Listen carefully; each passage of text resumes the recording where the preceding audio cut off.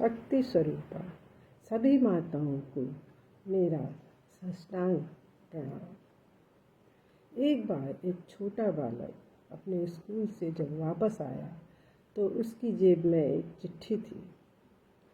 तो माँ ने पूछा ये क्या है, तो बच्चे ने बताया कि माँ ये टीचर ने मुझे दिया है। तो माँ ने जब उस चिट्ठी को पढ़ा तो माँ एकदम से उदास हो गई और दूसरे ही क्षण मुस्कुराने लगी और कहने लगी कि बेटा, इस चिट्ठी में ये लिखा है कि आपका बेटा इतना जीनियस है, इतना ज़्यादा बुद्धिमान है कि यहाँ की टीचर्स इसको पढ़ाने में असमर्थ हैं। तो अब से मैं आपकी पढ़ाई घर में ही करवाऊँगी। तो इस तरह से माँ ने बच्चे को समझाया और घर में ही उसकी पढ़ाई शुरू हो गई। बच्चा क्योंकि बहुत जिज्ञासु था तो उसके लिए एक छोटी सी प्रयोगशाला घर में ही माँ ने बनवा दी थी और बच्चा प्रयोग करता और आगे बढ़ता हुआ।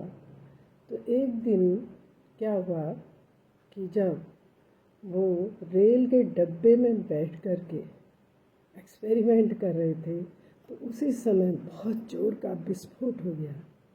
तो उसको सुन कर के वहाँ कर्मचारी दौड़ के आए और गुस्से से उन्होंने उस बच्चे के मुंह में एक ज़ोर का थप्पड़ मारा और बच्चे को इतनी ज़्यादा कान में चोट लग गई कि तब से उनको सुनाई देना बंद हो गया। तो बच्चे ने फिर भी भगवान का धन्यवाद किया और कहने लगे, अब मुझे संसार की कोई बातें नहीं सुनाई देंगी। अच्छा ही हुआ, अब मैं अपने पूरे काम में पूरा मन लगा करके काम करूँगा।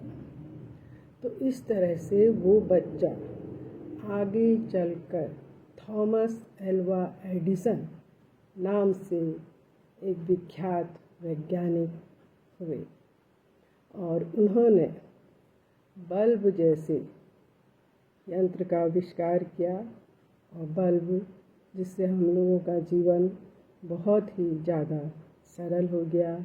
इसके अलावा फोनोग्राफ का उन्होंने आविष्कार किया और ऐसे ही उन्होंने 1053 आविष्कार किए।